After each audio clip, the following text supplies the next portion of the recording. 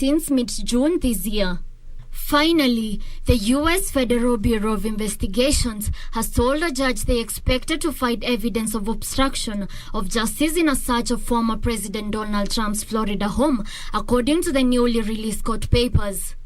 Investigators say top-secret files had been stored at Mar-a-Lago along with assorted newspapers and magazines. The Justice Department said it censored the affidavit to protect a significant number of civilian witnesses. Trump said the inquiry was being led by political hacks and thugs. Reporting for Channel 1 News, I am Victoria Nkatha.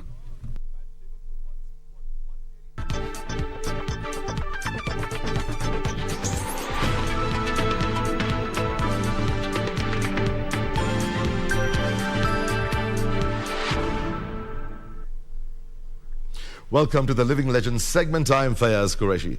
37 years ago, with his father and brother in tow, he presented financing proposals to banks for a manufacturing venture. None of the banks bought into his vision. They opted to turn to people close to them, and they supported their idea. The firm they created has now become the largest oil processing firm in the region. On the Living Legends tonight, we speak to industrialist Vimal Shah, who is chairman of Bitco Africa. Vimal, welcome. It's an extreme pleasure to have you on the Living Legends segment. You are an absolute legend. Thank you. It's great to have you here on the show.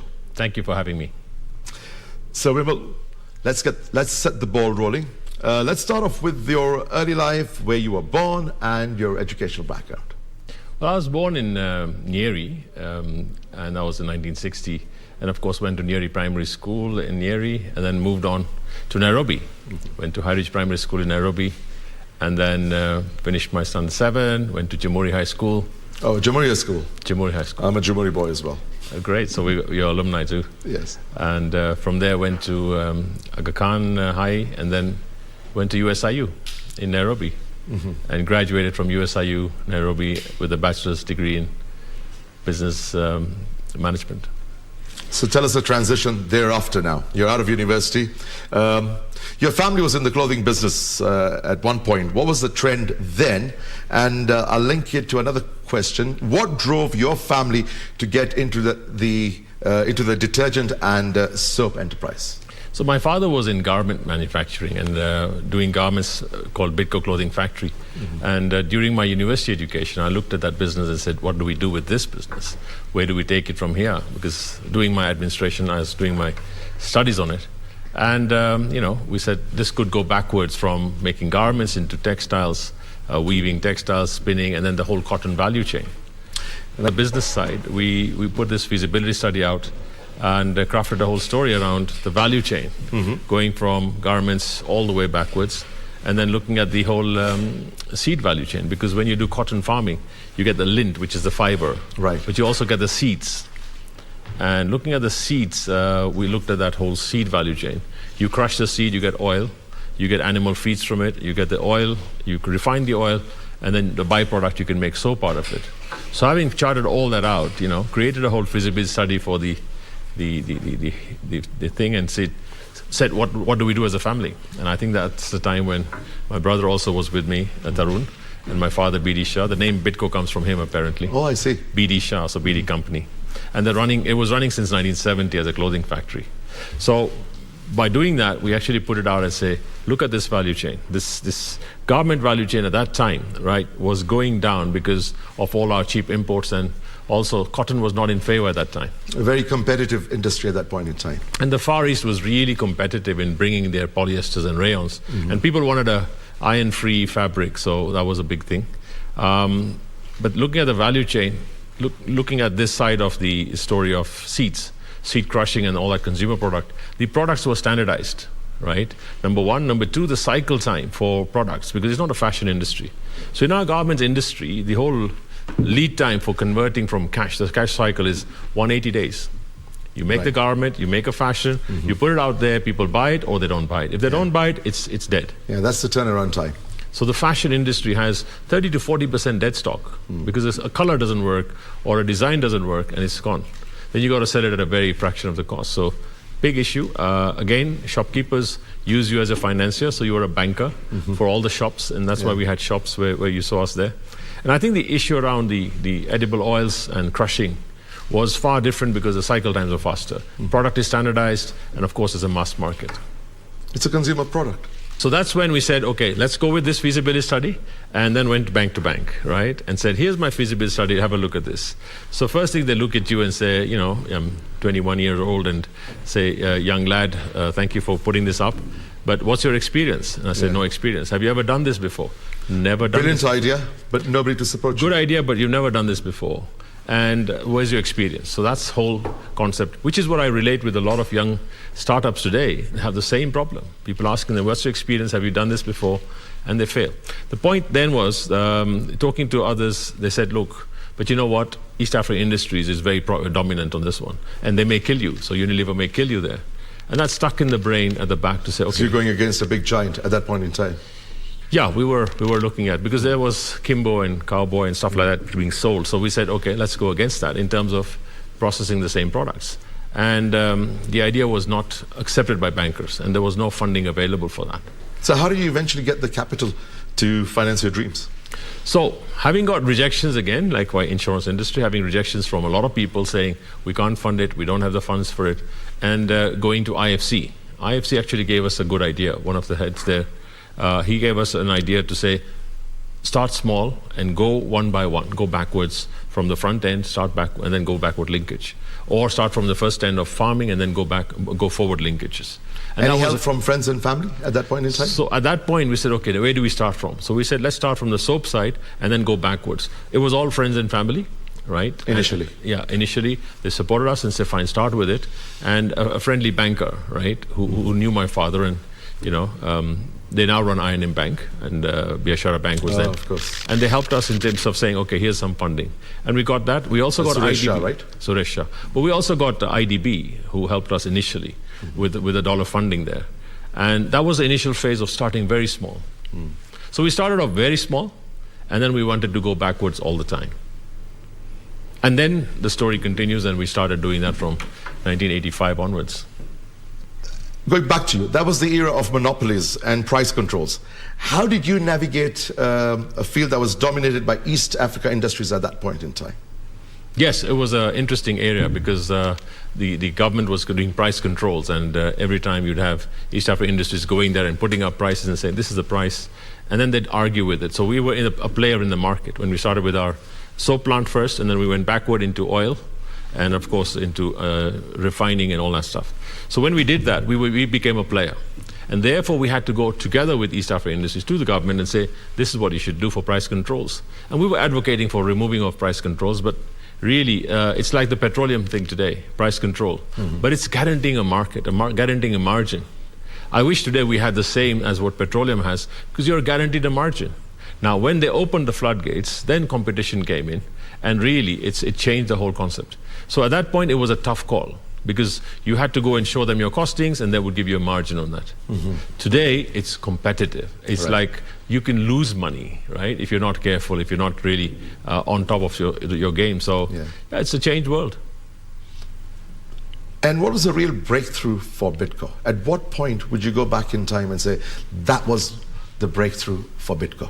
I think the unique differentiating point for us was even Unilever East Africa Industries at that time was bringing in refined oils and just packing it here. We were bringing in crude oils.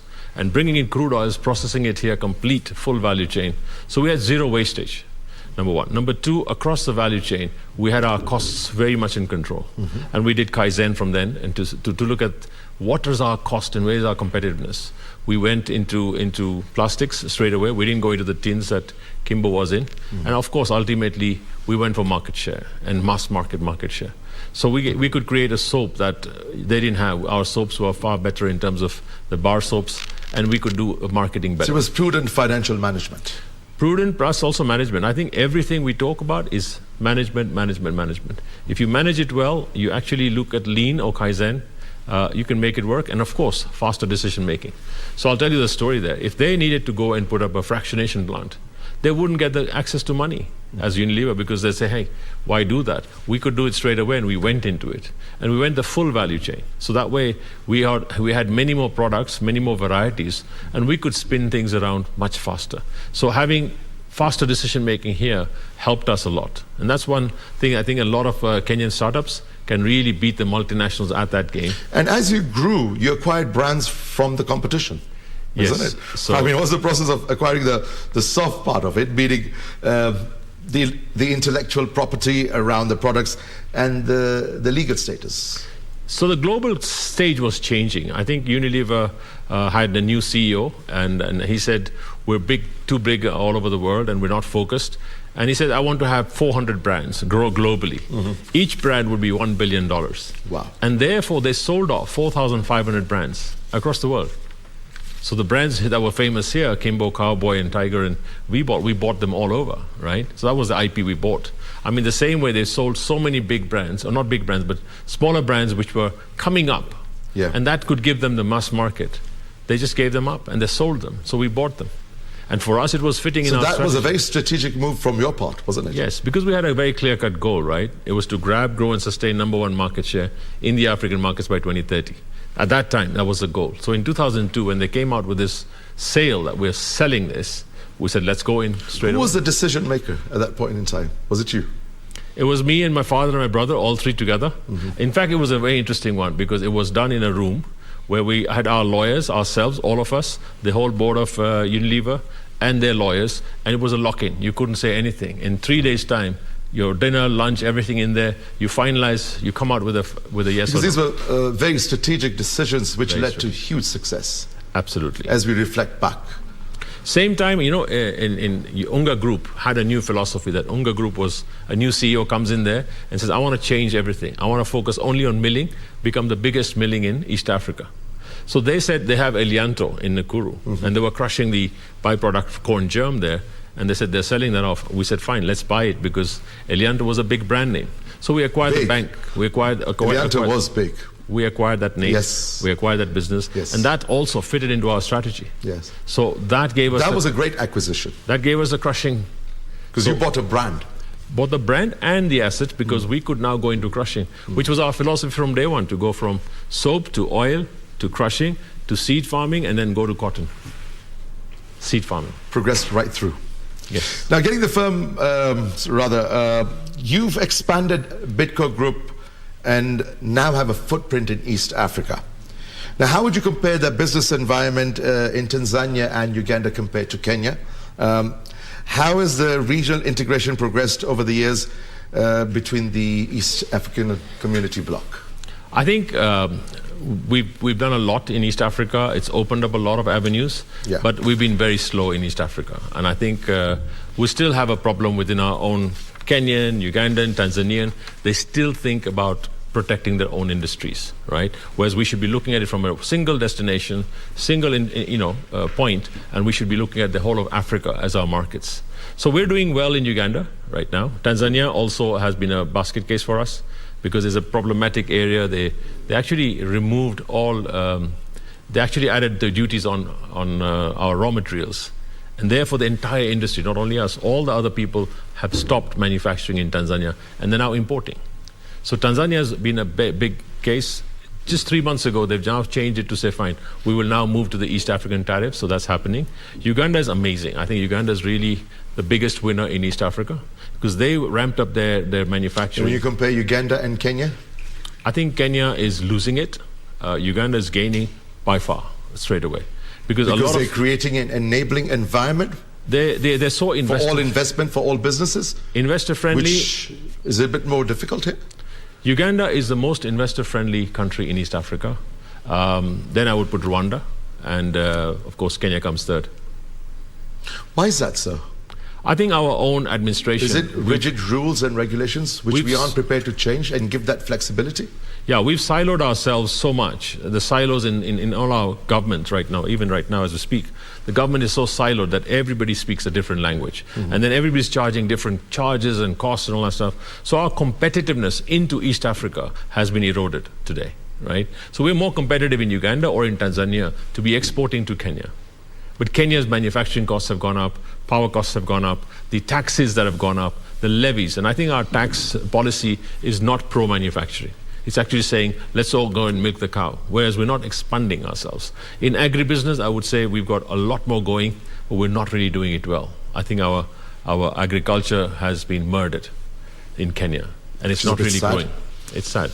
It's supposed to be such a big industry for us. So I just look at it from a positive angle because I remain optimistic. I think the opportunity for really opening up agribusiness and agriculture in Kenya is big. At the same time, manufacturing, huge opportunities to just make ourselves competitive. And really look at our competitiveness relative to exporting to Uganda, Tanzania.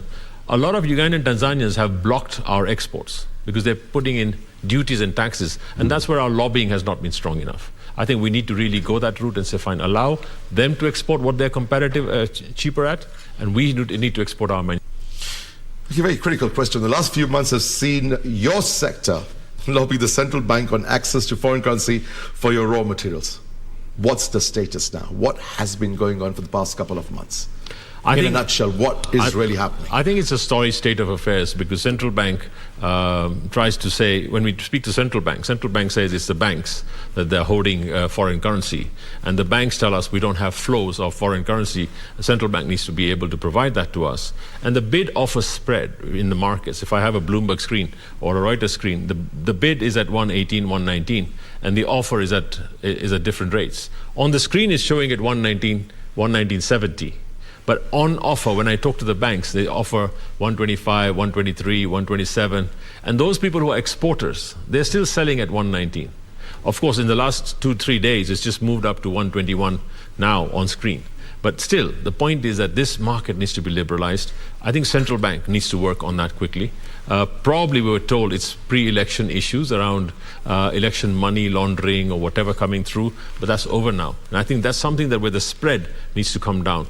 The central bank is the only one, along with the bankers, along with the private sector, who can address this and say, fine. Because remember, you had to just look at XC and the rate that was indicated there. You know you had to pay about 60, 70 cents more and you'd get access to your dollars. Absolutely. And as long as your documentation was fine, you could get even 10, 20 million dollars. This issue was never there. And this difference between 119 and 125, and exporters being paid 119, so they're pretty annoyed right now that the banks are selling at 125 and we're being paid 119. So they're going to start holding their funds as well. Now it depends how long their holding power is. But what's the solution? You need to either devalue and come to what the current rate is, so the exporters are given what they deserve, and then we go back to what our markets were before. And automatically have the ability. And there's also been a state of panic, isn't it? Because a report I read that a month ago they had 8 billion shillings equivalent of dollars being held in banks, in customer accounts. I think there's enough dollars in the market. There's enough dollars with central bank. So reserves are not a problem. But there is a panic. If you ask the bank, they say, we can't give you more than 20,000. We can't give you more than 30,000. A person like you, an industry that possibly needs $1 million a week, how do you cope with this situation? And how do you address this? Because it's extremely important and crucial. It has to be addressed. I think it's now post-election. And I think that's where the clamor was, that it could be because of that. But now it should be opening up. And I think either it moves right or left, which means either it goes up or it comes down, and then you have liquidity. The biggest problem is liquidity and opening up that market, because if you need the dollars, you're not getting it. What's also happened on our bond, infrastructure bond, the yields have gone up very, very high, because the prices went down. Again, political uncertainty. Yeah. So I think this is where we need to bring that stability back to those markets, immediately address that. I think interest rates is another issue that will be addressed or will have to be addressed by the banks, by central bank, and to look at if the interest rates globally have gone up, are we going to increase our interest rates? And that's where, again, it goes back to a government philosophy. So I think immediately next week, when the handing over goes on and whatever happens, we really need to get our hang on what do we do about the exchange rate. What will happen if the interest rates are raised, the repercussions? If you raise the interest rates up, right, and you see on treasury bills, it will help tackle inflation? It will bring in flows, and those flows will then help to boost up our liquidity sources. So again, a lot of people... so it's a bitter pill to swallow. initially? It's not an easy one, but it's to do with interest rates, it's to do with the gap in the financing, and it's to do with our reserves. It's also got to do with petroleum prices, right? It's our import bill that's gone up, and now from September onwards it should come down. So I think this is something that can be managed. But the fuel subsidies are going, right, at the end of September? Yes. Pressure from the IMF? So government, again, it's got to go back to government philosophy, because when government philosophy is we're not going to spend more, or we're going to borrow more, or what are we going to do? This is where I think that central bank may be looking for a lead from the newly elected government who comes in and really make sure this works well. Because Kenya is one case that really stands out. I mean, we're pro-liberalization, we're open, but really get our handle on this. But we've got a global economic problem. Our hands will be tied. It's not going to be an easy ride. It's not. I don't think it's going to be an easy ride for central banks. It's not an easy ride for the world. Relatively speaking, right, we're far better off than a lot of other markets in Africa. So that's the saving grace for us as Kenya. We're not as badly off as other countries. They've done a good job. So far, I would say central bank has done a good job. They've kept it in good condition. The macro, the foreign, the fiscal and the monetary affairs are really well handled. KRA, you saw, had a record collection. I think there's a spending side that's seriously a problem, and our government needs to remove wastage. By wastage, I mean anything that's corrupt, theft, or whatever, right, in government. That needs to be controlled on a massive scale, and this is where I think everybody coming in has got to show their leadership. I think that's happening already. People are saying, we will stop corruption, we will stop XYZ, and that's got to be the call of the day. Finally, to wind up this great session we've had with you, what would be your message to Kenya as we come to a close to this political season? I think when we went on the 9th, we went to the polls, we put our name and number to whoever we choose for, and that's it. Once we put it in there, we've done our job. And let all the rest be left by whoever's handling it. I think that's important. At the same time, in the end, why do we have leaders?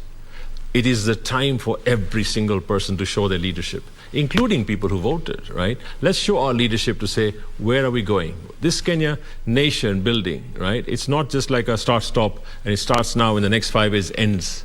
And I think politicians probably look at it from a 5-year angle and say, it's the end of my story. We've got a long way to go. And I think this is where let's build Kenya, because Kenya is amazingly positioned in Africa. We've got everything that we very strategically located, isn't it? Geostrategic location is amazing. We've got access to the ports. We have a centralized position in Africa.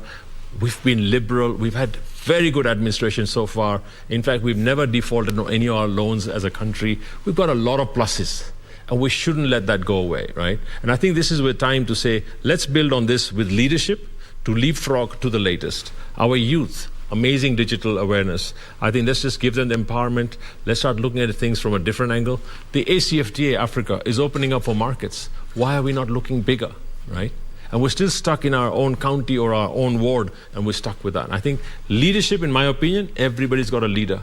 Arouse that leader to say, I want to see that in my leader. Now, the people who have won, and 16,000 people stood for elections. 14,000 people didn't make it. They learned what to do better next time. The 1882 who went in there, it's also time for them to show leadership to say, I am now the leader of my ward or my county, and I got to unite everybody together. I'm the MP, I'm the senator, or I'm the governor, and I'm the president of a country. We need to unite, we need to come together and be one country that is solid. Because at the end of the day, we did have a split vote. It was 50-50. Whichever way you look at it. Yes. 0.9, 0.5 doesn't make a difference. But the difference it makes is that we're still one country. We have no plan B. Let's be peaceful, but at the same time, yes, let's get that justice, because our national anthem says it all. Wajibu wangu. And I think wajibu wangu is, what's my responsibility this time? Whoever comes in, is it going to change me? Is it going to change them? But let's hold them responsible. Let's hold them accountable, and let's all start creating scorecards of what you promised and what you're delivering on a day-to-day, weekly, monthly basis, and really start delivering on promises. Let them be accountable. Let's be optimistic for a peaceful Kenya. It doesn't matter, seriously, in my opinion, it doesn't matter who comes in. Ultimately, it's, do they have Kenya at their heart? Number one. Number two, are they going to stop that wastage? Corruption. Isn't it very important to have that nationalism, that patriotism? Yes. That is very important, isn't it? To feel proud that I'm Kenyan and I need to make a difference. And how do I make a difference? By casting my vote. Yes. Because that's what makes a huge difference. Absolutely. And I think the important point there is that everybody who casted their votes, and those who didn't cast their vote also cast their vote to say, I don't care who comes in, right? Because then it's apathy, right? The point is, you've cast your vote. Let's make sure. I think we have people who want to make a difference. We have people who want to do the right thing. Let's make sure they do the right thing. Let's all help them together and say, fine, let's make sure we do it right. The fears that people have about this will happen, that will happen, is all fears. And I think this is where we got to remove the stereotyping. I would say, like in other countries, you look at, give an amnesty to whatever's happened in the past, but now going forward, there should be no more. If I've got a tank that's leaking, there should be no leakage from the tank anymore. Right? If it happened in the past, if it happened in the past and the water's flown, you can't do anything about it. The past to the past, move forward. We could speak for hours and hours. It's been an absolute pleasure speaking to a real living legend. Thank you so much for being with us on the Living Legend segment. Thank you very much. Are over, so we can shake hands. Thank you very much. It's been an absolute pleasure. It's been a pleasure speaking to Vimal Shah, chairman of Bitco Africa Group. His insights on manufacturing, public policy, and the vision of a farm-to-fork model are enlightening. We thank Vimal for being our guest on tonight's edition of The Living Legends. Thank you for watching. I am Fayaz Qureshi.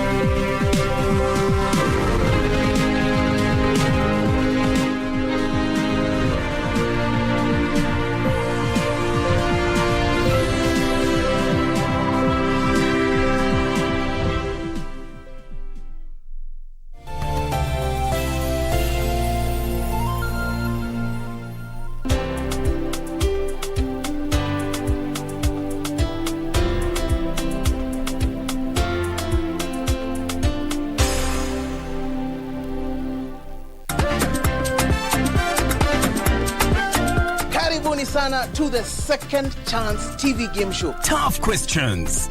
Virunga National Park is located within which mountain ranges? Aberdare. Aberdare? Is that your final answer? Tough challenges. 3, 2, 1, go. It's a survival for the smartest. 10 seconds to go. Who is the current president of Malawi? Jakaya Kikwete. Wrong answer. That is the wrong answer. Does it border to the east? Nakuru County.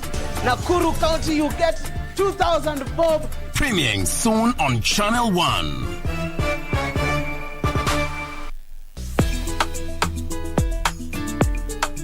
Aya, ile mshtuko nikashindwa, watu wamekata usingo.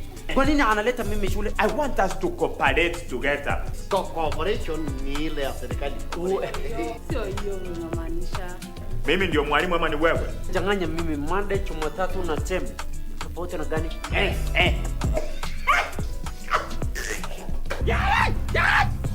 Hii ni hot towel mate tulijifundishwa. Hiyo nani alikwambia ndio hot towel?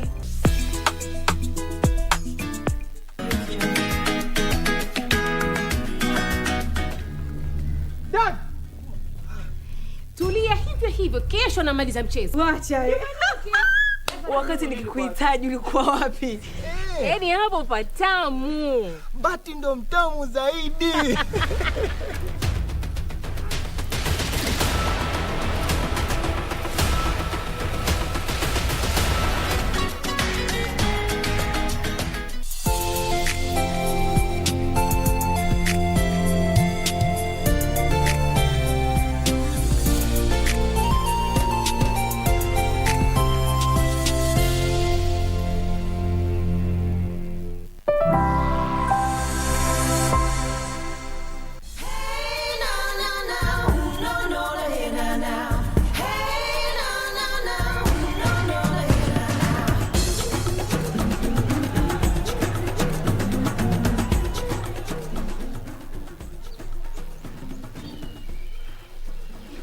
You're going to kill yourself. 4 ants in one day. Daddy! Let's go play! Neema, Daddy's too tired. You'll play later, okay? No, I'm never too tired. Come on.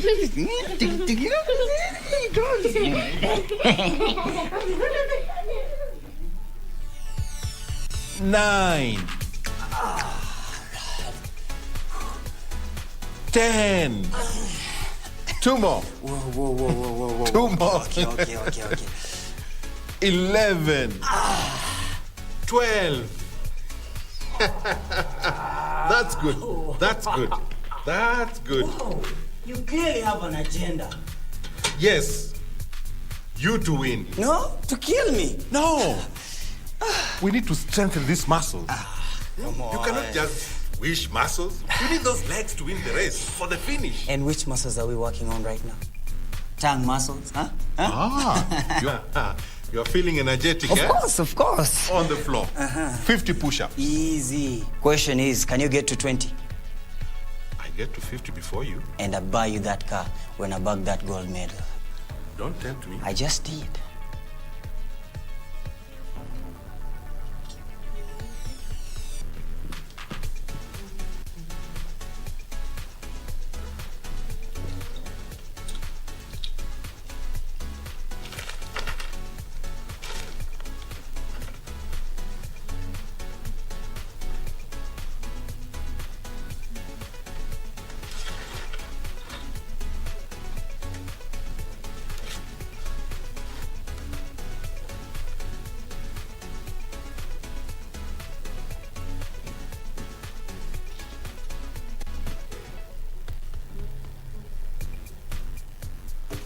Whoa, 45.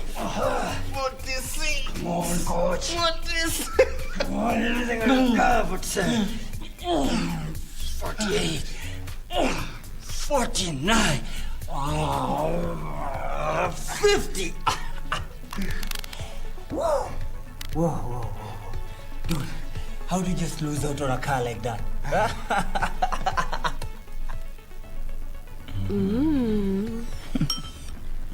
More? No. I'm going to miss you and your cooking. You will only be gone 4 days. I want you and Neema to come along. We already had this conversation before. That gold medal is definitely yours this time. I have my most expensive gold medal right here. You stop. Extremely tight race. Coach Arab Kip is back, and he'll be hoping he can take home the gold. Now, all bets are definitely Where's on Kirich? him. He's going to miss watching his brother. He just texted me. And he'll be hoping he can take home the gold. Now, all bets are definitely on him. He's come so close to winning this year. 3 silver medals in 3 races. Will it be lucky number 4 for him? We'll find out. Ladies and gentlemen, it's about time to cross over to his team. Oh my God.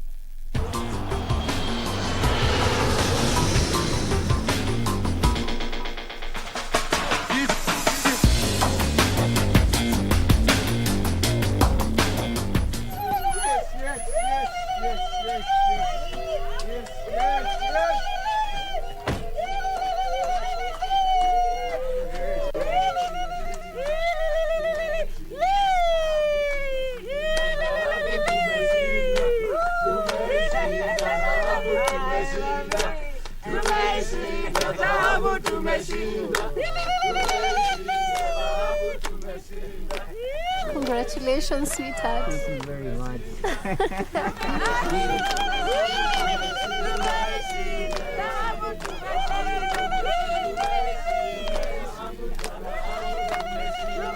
Congratulations, Coach Arab. Thank you very much. Thank you very much. And he's still too tired, eh?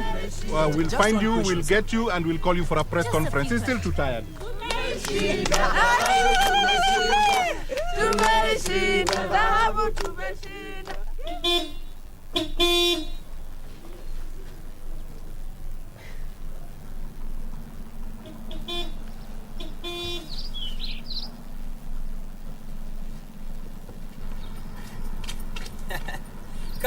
your new baby a spin. For me? Thank you.